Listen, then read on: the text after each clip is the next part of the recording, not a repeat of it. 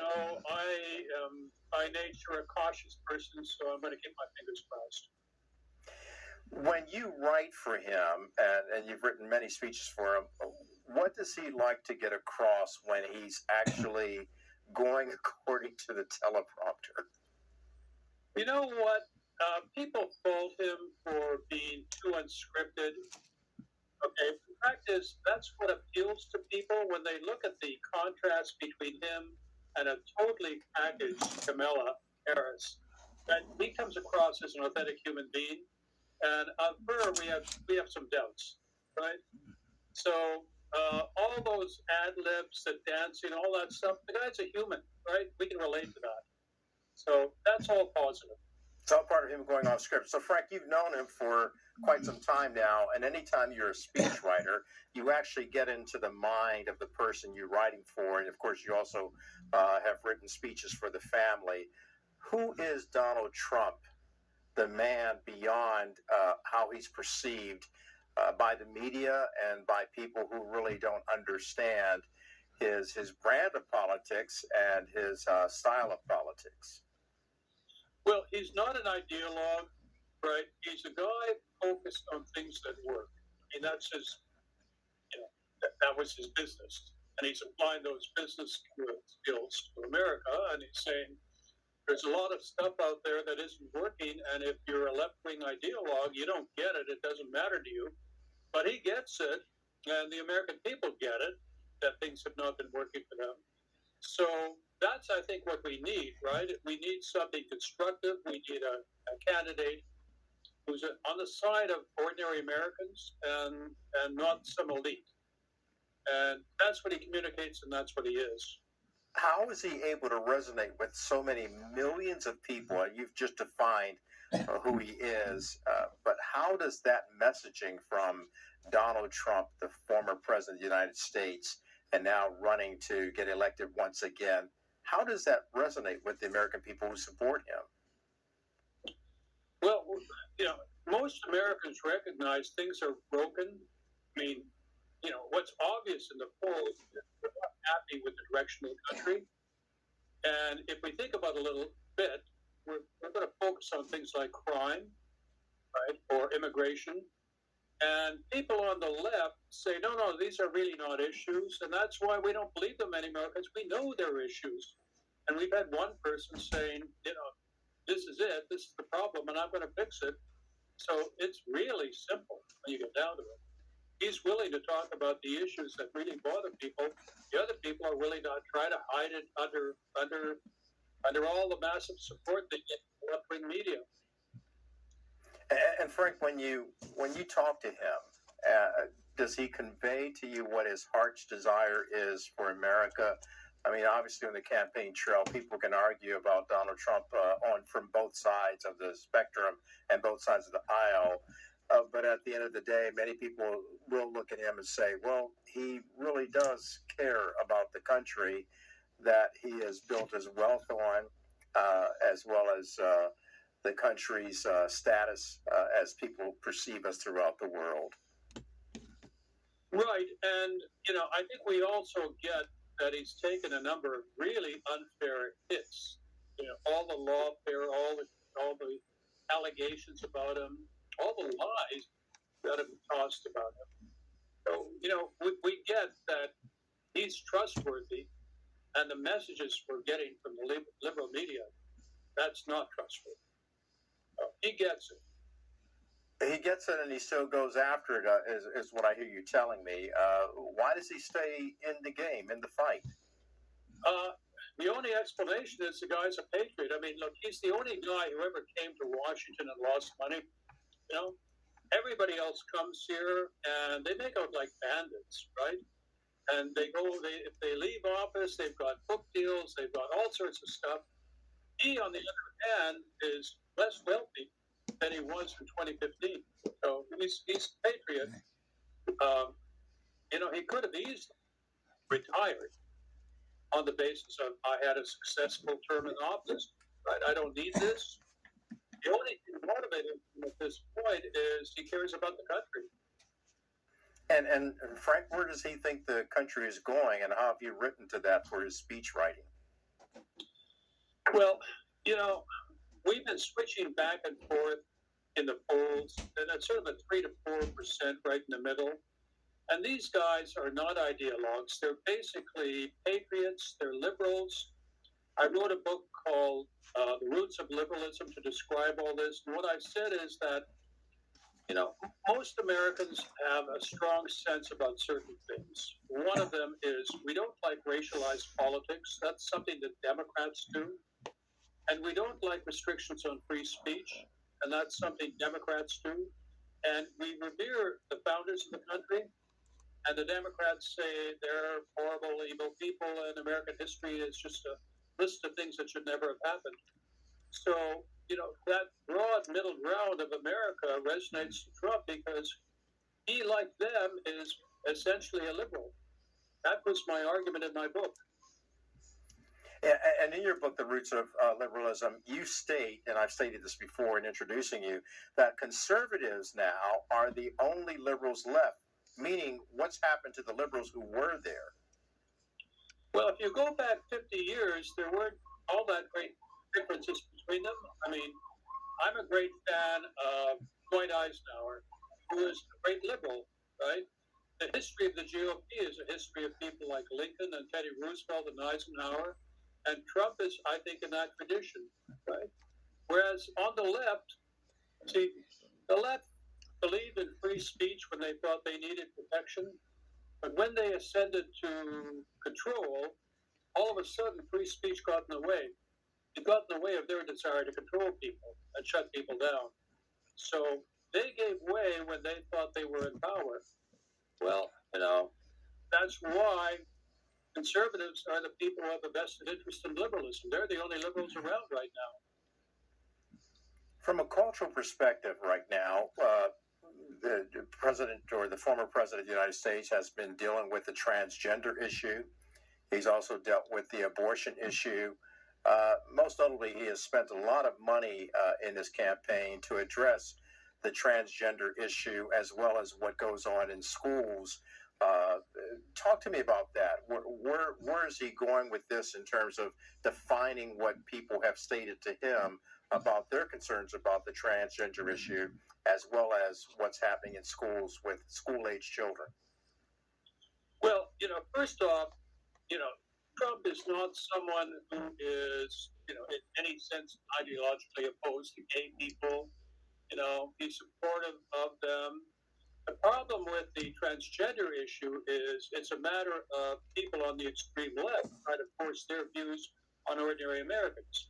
So ordinary Americans at this point with kids in school have to worry about, you know, whether or not some social worker is going to show up in their doorstep and say, oh, I think your kid's transgender and you don't respect that, we're going to take them away from you. Or they have kids who are, you know, they have girls who are playing in basketball teams and all of a sudden they're up against a male, right? And they know that that's unfair.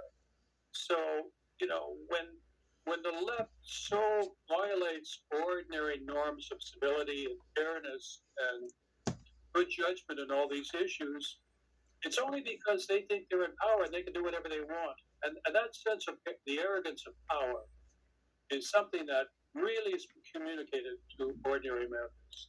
I'm talking to F.H. Buckley. We'll be back with more in just a moment. So I'm delighted to be talking to F.H. Buckley. He is the foundation professor at the Scalia School of Law at George Mason University. Let me stop there for a moment, Frank. The Scalia School of Law, Antonin Scalia, a Supreme Court justice that many people revered and liked him, even though he was conservative. He had relationships with people on the left and people on the right. Talk to me about Antonin Scalia, the Supreme Court justice who died while serving in office. And of course, so many people remember his contributions to this nation. He was, I think, a common sense conservative. There was nothing extreme about Scalia. He was a person who took an intelligent view about the limits of a court to impose its views on the rest of Americans. He was a believer in democracy, and he knew that democracy is threatened when courts decide they can, you know, rule on behalf of the people without giving them a choice. That's, for example, what Roe v. Wade was all about. I mean, Roe v. Wade took the issue of abortion away from voters, and he thought that that was a mistake, and so the current Supreme Court. And now it's an issue for democracy. So that generally is what Scalia wanted. And I think it's a very American sentiment. And based on that, what do you think about the criticism lodged against the former president, Donald Trump, for what happened as a result of him appointing 3 conservative justices to the Supreme Court who made that ultimate decision to reverse Roe versus Wade? Well, as I say, that decision was one which returned the issue to the American people, which is where it belonged. So, there's nothing wrong with that. If you object to it, I think what you're saying is these are issues that ordinary people shouldn't get to vote on, right? These are issues that only the elite get to decide upon. Well, I don't see it that way, and I think most Americans don't see it that way. So what we're going to end up with is good old federalism, the laboratory of the states, and states will find their way. They'll respond to what the people want. And I think, in the end, it's going to be sliced down the middle, and that makes perfect sense to me. Yeah, for another topic that the former president is often criticized for is his relationship with African Americans and Hispanic Americans. Yet it's been duly noted throughout this election, throughout this campaign, that many African American men support the former president and will likely vote for him, which has complicated things on the other side of the aisle for Kamala Harris.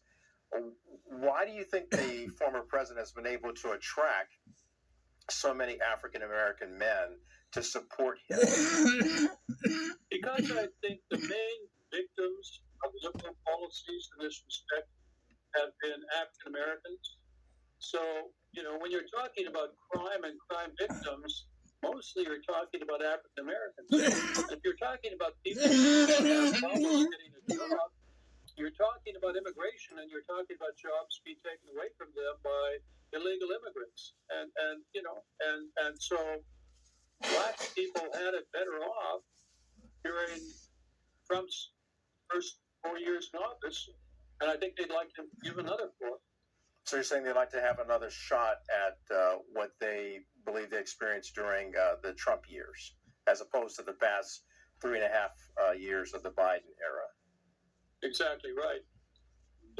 African Americans did really relatively well. The wage gap between white and black was never narrower than under President Trump. So they did well. Frank, another topic is Israel and Ukraine. The president, the former president, stated he can end this problem with Ukraine while serving as president-elect. And he's also been very supportive of Israel. What does he mean by being able to? I mean, that's the mystery that many people are asking, and they want to know the answer. How can he solve the Ukraine problem as president-elect? What does he see that the rest of the world does not see? Well, I think I could talk to that issue. I helped write his foreign policy speech in 2016, and I know what the game plan was. The game plan was we're going to go with parties, President of Ukraine and Vladimir Putin. We're going to sit down and we'll craft the deal. I mean, what we're really looking for is some kind of grand bargain. Congress of Vienna in 1875 was like this. When two countries are at war and people are dying, you want to stop that. So the way to stop that, roughly, is to tell parties, we're not going to support the war in Ukraine, and what you're going to have to come up with is a deal that satisfies everybody. And we know roughly what that deal is, right? The deal is Crimea is Russian. It will stay Russian. It's always been Russian. The eastern part of Ukraine has always been Russian-speaking. Fine, we can have a referendum on the subject. I think I know who would win at that point. But it's not that we're on the side of Putin. We're on the side of peace. And the people who are on the side of continued war are the people who want to continue supporting that war. And that's the Democratic Party. So, the deal can be done. You might ask, well, why didn't it happen? Real simple. It really didn't happen because the Dems launched their big lies over Trump and Russia, right? The Russian collusion hoax, which was a lie put upon the American people by the Hillary Clinton campaign. So politically, that got in the way of any kind of a deal. Well, right now, we know that the Russian collusion hoax was a lie. I think Trump's hands are untied on that issue. I think he will do that which he initially wanted to do back in 2016, which is cut a deal. Right? Tell both sides, cut it out. We've got to have peace. And you're not going to get any support from us until you do that. Yeah, and Frank, with the other situation with Israel having to deal with Iran and its proxies, and of course, somewhere lurking in the background of Iran is Russia and China, keeping in mind that Iran's oil basically flows to China, China being one of our most principal adversaries, and of course, Israel being our most devoted and important ally in the Middle East. What would this former president do as the president of the United States to solve the conflict in Israel? Well, I don't see Russia as part of the problem. I see part of our goal with Russia winning it to neutrality and away from China. China's the principal enemy here. As for Israel, recall that in all this time, Biden and Harris said, oh, Israelis, no, don't go into Rafah, right? But it was the IDF that just now, a few days ago, routed out Sinwar in Rafah that represented such an important milestone in the history of that war.